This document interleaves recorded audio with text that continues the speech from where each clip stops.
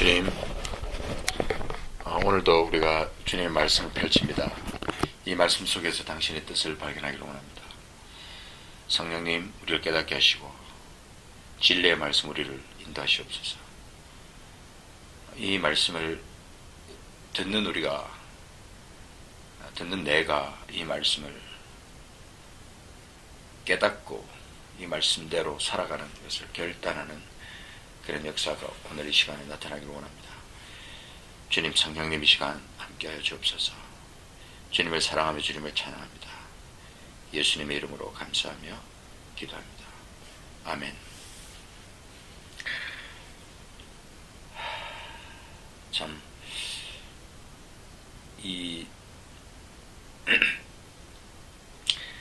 우리 예수를 믿는다고 하면 적어도 교회를 한 10년 이상 이렇게 다닌 사람이라고 하면 아마 이 마태복음 28장 18절부터 20절 말씀을 여러 번 들었을 것입니다. 그리고 많은 분들이 암송도 하고 그럴 것입니다.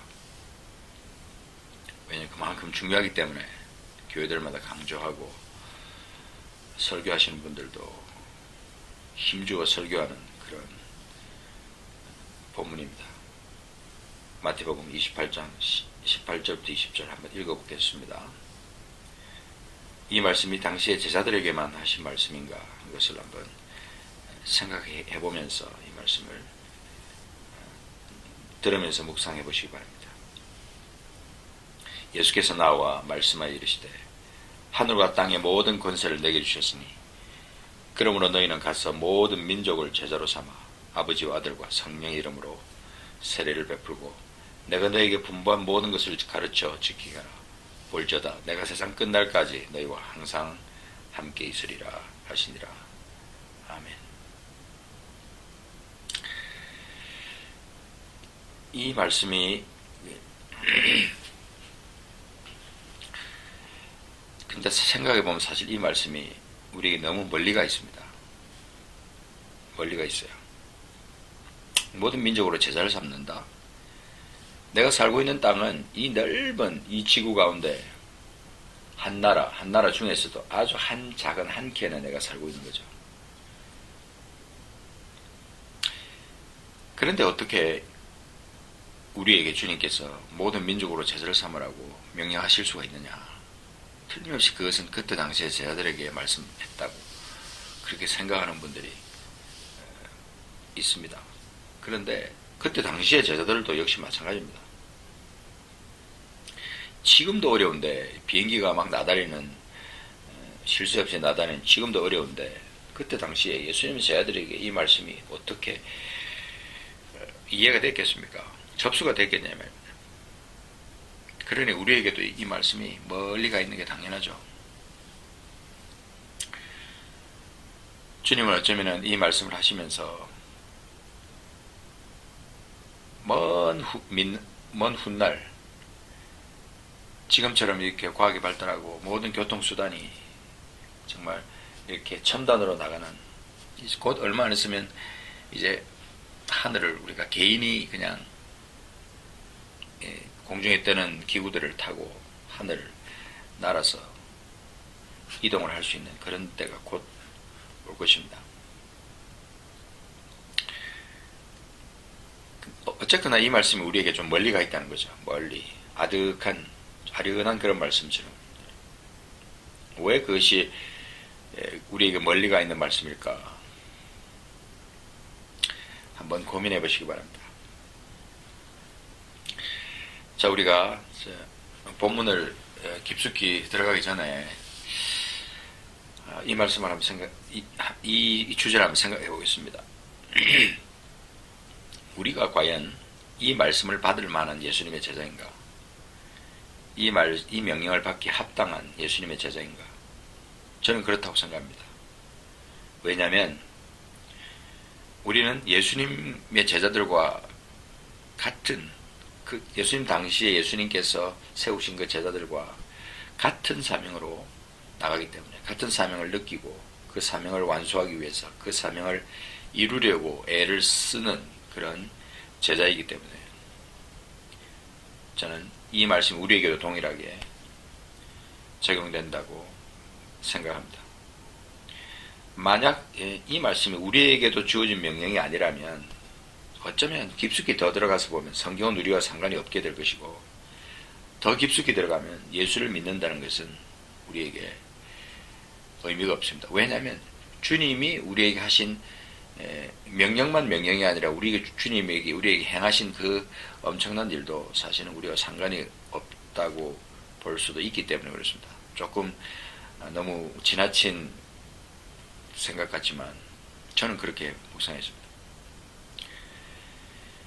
주님이 이 말씀을 하실 때 어떤 마음으로 하셨을까? 그리고 이것이 우리가 생각할 때 우리가 늘 그렇게 말합니다. 주님이 지상 명령이다 그러지 않습니까? 지상, ultimate, 최고의 명령이라고 그러죠. ultimate command라고 우리가 믿는다면 우리의 마음가짐과 태도는 어떠해야 할까 하는 것입니다. 어떻게 살아야 이 지상 명령을 이룰 수 있는 사람이 될 수 있겠는가 하는 것입니다.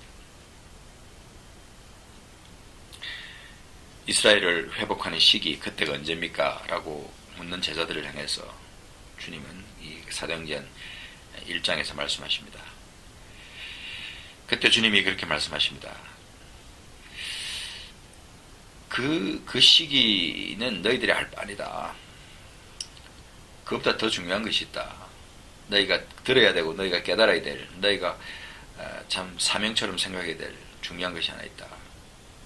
그러면서 주님 말씀하십니다. 성령이 임하면 너희가 권능을 받는다. 그렇게 말씀하시면서 중요한 말씀을 주시죠. 오늘날에도 하나님의 나라는 성령의 역사와 깊은 관계가 있습니다. 분명히 성령이 역사하셔서 성령이 사람들의 마음을 움직이고 성령의 역사를 통해서 교회가 세워지고 성령의 역사를 통해서 하나님의 나라가 회복되는 엄청난 일들이 일어나는 것입니다. 예루살렘과 유대와 사마리아와 땅끝까지 이르러 내 증인이 되리라. 그 8절에 나오는 그 말씀. 이 말씀 생각할 때 그 증인이라는 말 앞에 우리는 질문합니다. 누가 선교사인가? 내가 선교사라고요? 내가 선교사입니까? 누가 선교사입니까? 번뜩 그 선교사를 머리에 떠올리면 해외 나가서 선교하는 사람들, 해외 나가서 살면서 사역하는 사람, 그 사람을 선교사로 생각하는 사람이 많습니다. 일반적으로 그렇게 생각합니다. 그래서 한국이나 미국 해외에 살면서 한 번도 해외 선교지를 방문해 보지 못한 분들은 더더구나 자신을 선교와 상관없는 사람으로 생각합니다. 선교사란 누구일까? 이 시간에 다 같이 한번 깊이 생각해 보면 좋겠습니다. 선교, 그 뜻에 대해서는 제가 말씀을 드리지 않겠습니다. 이 말씀에 대해서는 주님의 마음을 전하는 행위 자체, 그런 뜻으로 선교 미션이라는 그 뜻은 우리가 정의할 수 있습니다. 그래서 이 선교라는 마음 속에는 하나님의 마음이 그 속에 담겨 있고 하나님의 마음을 제대로 알고 그 마음을 안고 어디에서든지 그 마음을 안고 살 수 있는 그런 어떤 삶의 소중한 어떤 그 행동 양식, 그것이 바로 선교다. 그렇다고 보면 우리가 하나님의 마음을 제대로 안다면 지금처럼 편하게 그렇게 살 수 없을 거라고 생각합니다. 마지막 때가 되면서 하나님은 하나님의 마음이 급하십니다. 우리는 그것을 느낄 수 있습니다. 이 급한 이 시대에 주님은 우리에게 마태복음에서 하신 그 말씀을 늘 내 마음속에 우리에게 주고 계십니다. 단편적으로 우리가 이 명령을 받아가지고 너희는 이렇다 저렇다 이렇게 말하지만 너희는 세상의 소금이다, 너희는 세상의 빛이다 라고 주님이 말씀하실 때 항상 이 소금과 빛은 따라다니지 않습니까? 그죠? 같이 이렇게 표현됩니다. 우리가 이 세상에서 어떻게 살아야 할지를 명확하게 말씀해주고 있는 것입니다. 소금과 빛, 그것은 나를 위해 내가 존재하는 개념, 그것이 아닙니다. 이것은 나를 위해 내가 존재하는 개념이 아니라 다른 사람을 위해서 어떤 존재가 되어야 하는지를 말해주고 있는 것입니다. 그래서 성경을 찾아볼까요? 마태복음 5장 13절부터 나오는 그 말씀에 제가 본문 자체를 읽어볼게. 너희는 세상의 소금이니 소금이 만일 그 맛을 잃으면 무엇으로 짜게 하리요. 후에는 아무 쓸데없어 다만 밖에 버려져 사람에게 밟힐 뿐이니라. 너희는 세상의 빛이라. 산 위에 있는 동네가 숨겨지지 못할 것이요 사람이 등불을 켜서 말 아래에 두지 아니하고 등경 위에 두나니 이러므로 집안 모든 사람에게 비추느니라. 그렇게 말합니다. 그리고 이 소금과 빛과 연관해서 또 특별한 한 그 단어가 그 향기라는 것입니다. 향기. 고린도서 2장 14절부터 나오는 16절에 나오는 이 말씀. 항상 우리를 그리스도 안에서 이기게 하시고 우리로 말미암아 각처에서 그리스도를 아는 냄새를 나타내시는 하나님께 감사하노라. 그죠? 이 냄새는 우리가 얼른 생각해도 고약한 냄새는 아니겠죠. 더러운 냄새, 지독한 냄새 그런 건 아닙니다. 15절 16절에 해답이 있습니다. 우리는 구원받는 자들에게나 망하는 자들에게나 하나님 앞에서 그리스도의 향기다. 향기.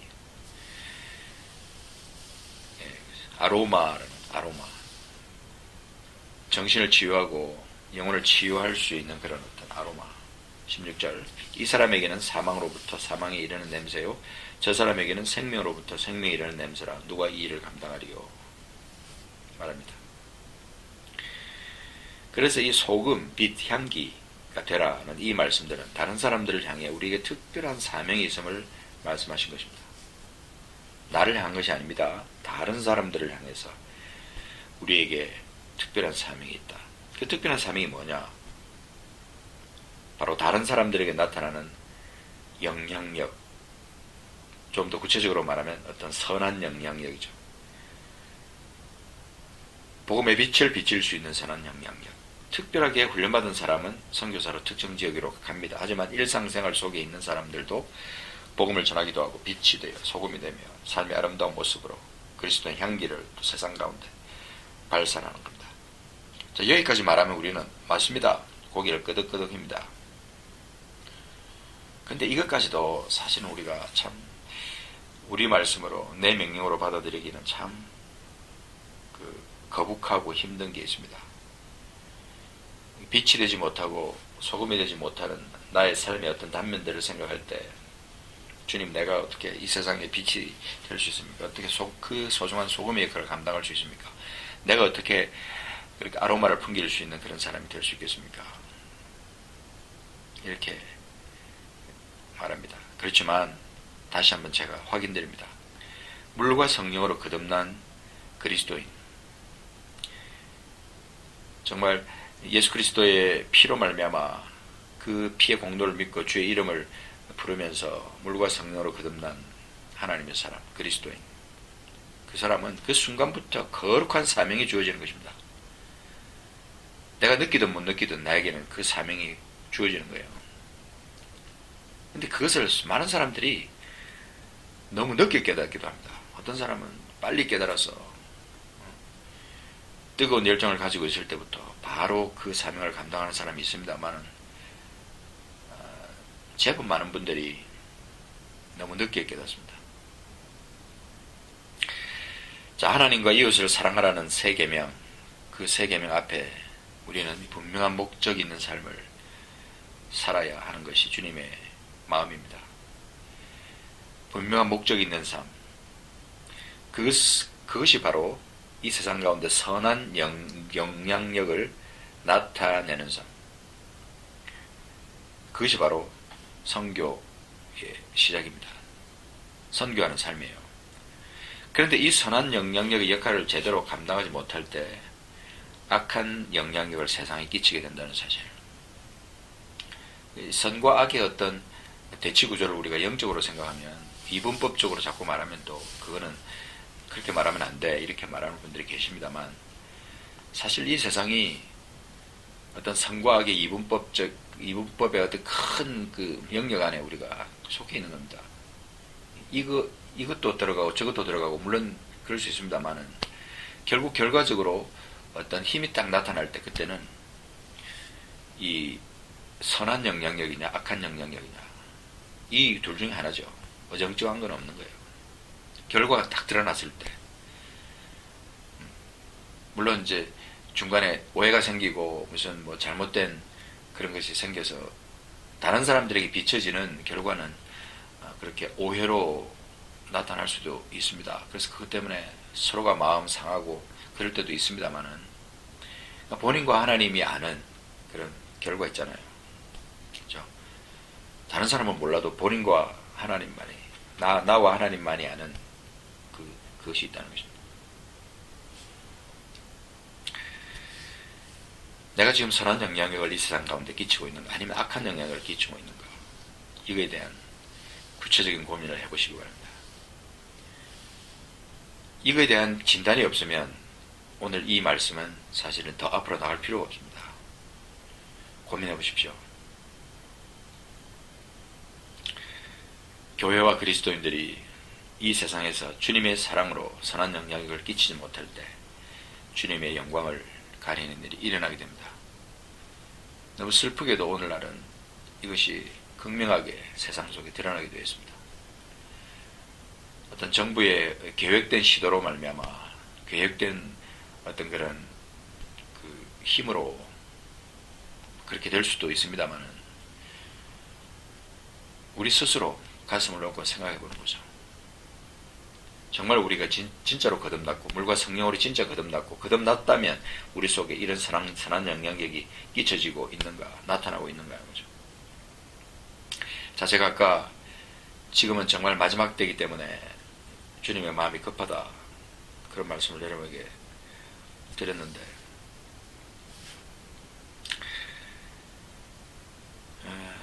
참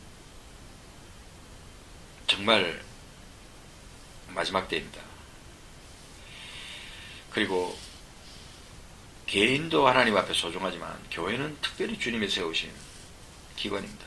가정 다음으로 주님의 마음을 가장 확실하게 이 세상 가운데 나타내는 영광스러운 기관이죠. 반드시 이 교회를 통하여 주님의 영광이 나타나야 됩니다. 교회 이름 가운데 주님의 영광교회도 있지만 그 교회만 그렇게 주님의 영광을 나타내는 것이 아니고 모든 교회가, 모든 성도가 다 주님의 영광을 나타내야 되는 거죠. 빛이 드러나야 돼요. 소금의 역할이 나타나야 되고 향기의 역할이 나타나야 되는 거죠. 그렇다면 좀 더 구체적으로 이제 고민해 봅니다. 선교와 연관해서 반드시 이제 선교는 돈으로 지원하는 어떤 선교만, 그것만이 아니라 이 선한 영향력에 대한 깊은 고민을 하면서 주님의 이 선교에 대한 뜻과 전략을 고민하고 생각해 봐야 합니다. 모두가 함께 이제는 방관자 없이 모두가 함께하는 선교로 뛰어들어야 하는 것입니다. 제가 결론적으로 하나를 여러분에게 말씀드리겠습니다. 많은 교회들이, 제법 많은 교회가 그렇습니다. 우리 교회를 먼저 복음화시키고 우리 교회가 좀 제대로 자리를 잡은 다음에 다른 교회에서 다른 교회 곳에다가 선교하겠다, 그렇게 말을 많이 합니다. 하나님께서 이런 말들을 기뻐하실까? 저는 많이 고민해 봅니다. 주님께서 이런 얘기를 기뻐하시지 않을 거라고 믿습니다. 왜 그러냐면 주님 우리에게 말씀하신 것 중에 예루살렘과 유대와 사마리아와 땅끝까지 이르러 내 증인이 되리라, 그렇게 말씀하실 때 그 어떤 영역들이 어떤 한 곳을 먼저 복음화한 다음에 다른 곳으로 옮겨가라, 그런 뜻으로 말한 게 아니라는 것입니다. 왜 그러냐면 여전히 내가 지금 우리 교회가 존재하는 이 시간, 이 공간 외에 다른 세계 모든 곳에 거기도 똑같은 시간이 흘러가고 있고, 거기도 똑같은 사람들이 살고 있고, 거기서 똑같은 사람들이 태어나고 죽고 하는 그런 어떤 역사가 똑같이 일어나는 겁니다. 그렇다면 내가 이 시간에도, 내가 지금 편하게 살고 있는 이 시간에도 내가 우리 주변만 선교하겠다고, 우리 교회가 안정되면 다음에 다른 데로 선교하겠다고 생각하는 그런 마음을 가지고 있다면, 현재 지금 내가 살고 있는 이 시간에 전 세계 구석구석의 다른 지역에서 죽은 영혼들은 어떡하냐 이 말입니다. 이게 주님의 마음이었어요. 주님의 마음. 그래서 예루살렘과 유대와 사마리아와 땅끝까지 사마리아와 유대와 이렇게 말할 때 와 그랬을 때 그 end 이것이 그 동시에 일어나는 것을 말하는 것이죠. 헬라어로 카이, 그래서 카이. 그것은 동시에 동시다발적으로 적용되는 어떤 명령이라는 것입니다. 그러니 이 말은 자, 한번 생각해 봅시다. 예루살렘에서 먼저 복음을 전한 다음에 그것을 다른 데로 예루살렘을 먼저 복음한 다음에 다른 데로 나가겠다라고 이렇게 생각을 했다면 과연 우리가 과연 어떻게 해야 할 것인가? 주님의 이 명령을 어떻게 이해해야 할 것인가? 분명한 것은 주님이 기뻐하시는 것은 예루살렘부터 땅끝까지 동시에 일어나기를 주님은 원하신다는 것입니다. 왜냐하면 다시 부언 설명하지만 하나님께서는 어디에 있는 사람이든 동시에 소중한 영혼들이기 때문에 그렇습니다. 이해가 되십니까? 동시에 그들도 지구 반대편에 살고 있는 내가 살고 있는 지구 반대편에 살고 있는 그 사람도 소중한 영혼이라는 것입니다. 주님 앞에. 어느 땅에 있든 영혼 구원은 가장 시급한 일이기 때문에 그렇습니다. 죄로부터의 구원이 가장 시급한 일이기 때문입니다. 자, 그렇다면 어떤 특정 지역을 선교한 다음에 그 다음에 다른 곳으로 선교를 하겠다라고 하는 것은 우리가 고쳐야 될 마음이라는 것입니다. 이렇게 생각할 때 우리 머리는 좀 이렇게 복잡해지는 거죠. 아이고야, 이룰 수 없는 얘기다. 말도 안 된다. 그렇게 생각할 것입니다. 제가 여기서 한 가지 중요한 영어 단어를 여러분에게 소개하겠습니다. 그것이 뭐냐면 그 110년 전에 영국 옥스퍼드 사전에 등장한 단어가 하나 있습니다. 그것이 바로 미셔널이라는 단어입니다. missionnar, missional. 이것은 이 단어가 어떤 의미로 쓰일 것인가 하는 것을 고민하기도 전에 이 단어는 세상 가운데서 슬그머니 사라졌었어요. 그 사전에서도 나오지 않았습니다. 이 컴퓨터 검색에서 이 단어는 아직 컴퓨터 사전에 등재되지 않은 곳이 많기 때문에 어떤 프로그램에서는 그것이 빨간 줄로 밑줄이 쳐져 있는 것을 여러분 발견하게 되실 것입니다. 그런데 약 한 15년, 한 17년 전부터 이 단어가 새롭게 우리에게 부각되기 시작했습니다. 한 2000년이 이렇게 들어서면서부터 이 단어가 새롭게 우리에게 부각되기 시작했어요. 그래서 미셔널 처치, 미셔널 라이프 이런 것이 이제 구체적으로 우리에게 이제 입에 오르내리기 시작했습니다. 선교적 교회, 선교적 삶. 그렇다면 그 의미가 뭐냐는 것입니다. 선교적이라면 도대체 그 의미는 그것은 무엇을 뜻하는 것인가? 선교를 생각하면서 사는 삶일까? 아니면 선교사를 잘 도우면서 사는 삶일까? 아니면 선교비를 내가 돈을 벌어서 선교비를 잘 내는 그런 삶입니까? 아니면 내가 가는 선교사가 아니라 내가 보내는 선교사인데 보내는 선교사로 이제 삶을 잘 사는 것이 선교적 삶, 미셔널 라이프라는 것일까? 저는 이 단어를 미셔널 처치, 교회에다가 적용하면 이것은 선교로 꽉 찬 교회 이렇게 말하고 싶고, 미셔널 라이프라면 선교로 꽉 찬 어떤 인생, 삶 그렇게 말하고 싶어요. 선교로 꽉 찬 성도의 삶. 그래서 미셔널 처치라고 하면 교회의 모든 모습을 하나님의 선교에 초점을 맞추는 거죠. 개인도 마찬가지 미셔널 라이프, 미셔널 퍼스널 라이프는 그런 거예요. 내 삶의 모든 어떤 그 초점이 선교에 맞춰져 있는 거예요. 자나깨나 돈을 벌어도 선교, 돈을 써도 선교, 공부를 해도 선교, 뭐든지 선교로 꽉 찬 그런 교회의 모습과 삶을 미셔널 라이프와 미셔널 처치로 생각해 볼 수가 있겠습니다. 자, 그렇다면 이것을 저는 이제 그냥 이렇게 미셔널 라이프, 선교적 삶, 이것을 이렇게 말하기보다 저는 이렇게 바꿔서 말하고 싶습니다. 미셔널 라이프, 이것은 어떤 하나님의 선교, 하나님의 선교를 이루는 삶, 하나님의 선교를 이루는 교회, 이렇게 바꿔서 말하고 싶어요. 즉 하나님, 예수님, 성령님이 주체가 되어서 우리 교회를 지배하고 우리 교회를 인도하는 거죠. 우리 성도를 지배하고 인도하는 겁니다. 그러면 그 뜻이 보이지 않는 하나님이 일하시도록 하고, 어떤 그 보이지 않는 하나님이 일하시도록 하고, 나는 팔팔한 나는, 뭐든지 할 수 있는 나는, 아직도 젊은 나는 팔짱 끼고 있는 것을 말하는 것일까요? 이 선교적 삶의 핵심은 자신과 자신이 속한 가정의 존재 이유와 존재 가치를 먼저 파악하는 데 있습니다. 존재 이유, 존재 가치. 왜 우리 가정이 있고 왜 우리 교회가 있느냐. 그 존재 이유와 존재 가치를 먼저 파악하는 겁니다. 한번 지금 파악해 보세요. 여러분 가정이 왜 지금 존재하고 있습니까? 목적이 뭡니까? 복받고 천당 가는 겁니까?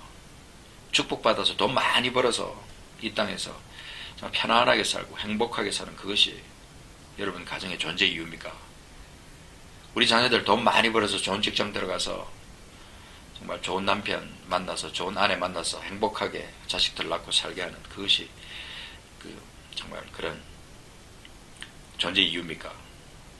그걸 먼저 파악해야 되는 거죠. 분명히 마태복음 28장 18절부터 20절 그 말씀은 당시의 제자들에게만 하신 말씀이 아닙니다. 내게도 하신 말씀입니다. 그죠?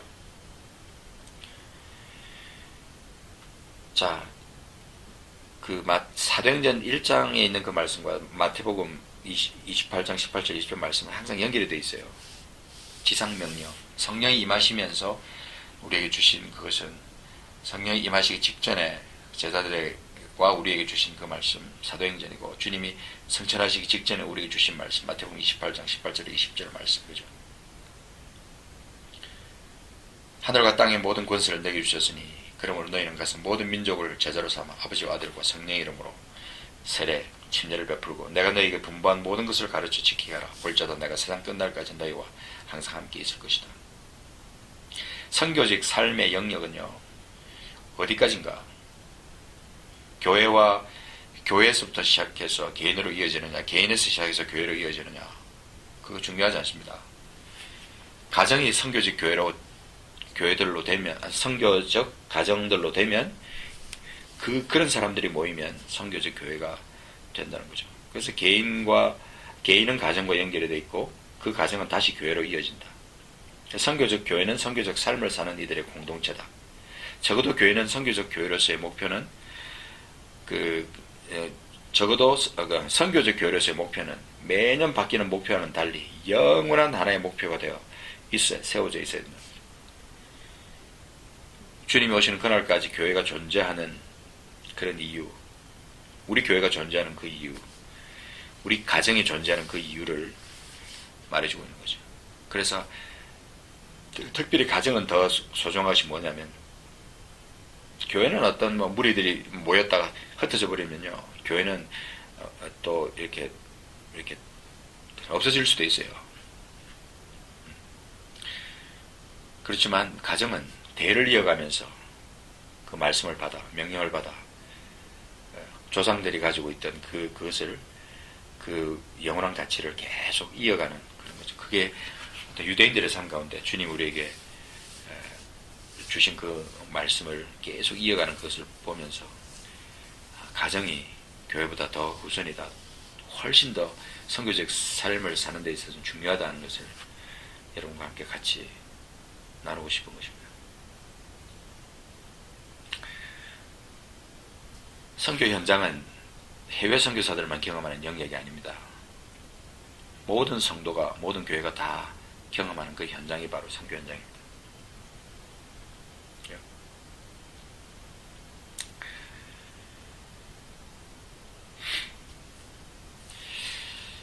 우리가 이게 사도행전 1장 8절에서 그렇게 우리가 생각해야 될, 동시에 나가야 되는 그 말씀에 대한 의미를 우리가 생각을 해봤습니다. 그러나 이것도 중요하지만 우리가 깨달아야 되는 아주 중요한 한 가지가 있습니다. 그것이 우리의 이 선교라는 것이 우리의 사명이 되어 있느냐, 우리 교회의 사명이 되어 있느냐, 우리 가정의 사명이 되어 있느냐 하는 것입니다. 어떤 사명, 미션, 어떤 그런 어떤 이루어야 될 어떤 그런 사명이냐 하는 것입니다.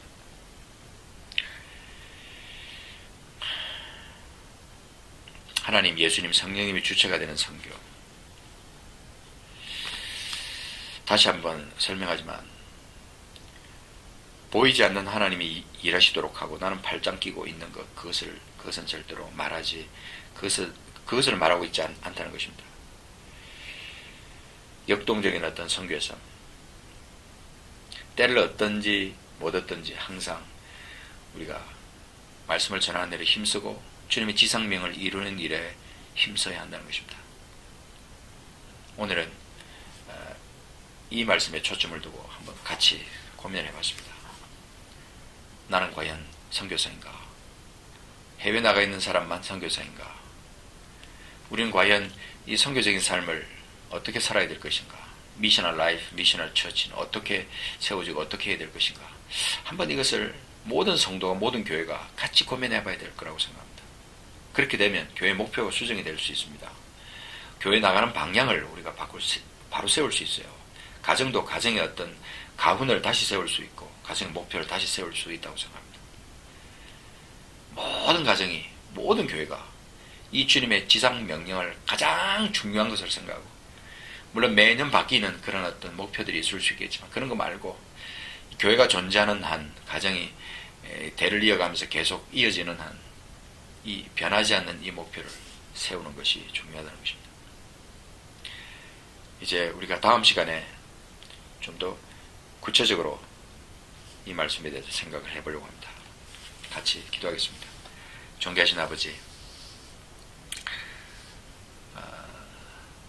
성령이 말씀 너희가 권능을 받을 것이고 예루살렘과 온 유대와 사마리아 땅끝까지 이르러 내 증인이 되려고 말씀하신 주님, 그 명령이 내게 오늘 주어진 명령이고 그 예수님의 제자들의 뒤를 이어서 내가 받아야 될 명령이고 내가 그것을 세상 가운데 나타내야 될 명령인 것을 오늘 깨닫게 하심을 감사합니다. 우리 교회가 지금까지 어떤 목표를 가지고 나갔는지를 다시 한번 수정하는 시간이 되기를 원합니다. 오늘 함께 하신 주님을 찬양합니다. 감사합니다. 예수님의 이름으로 기도합니다. 아멘.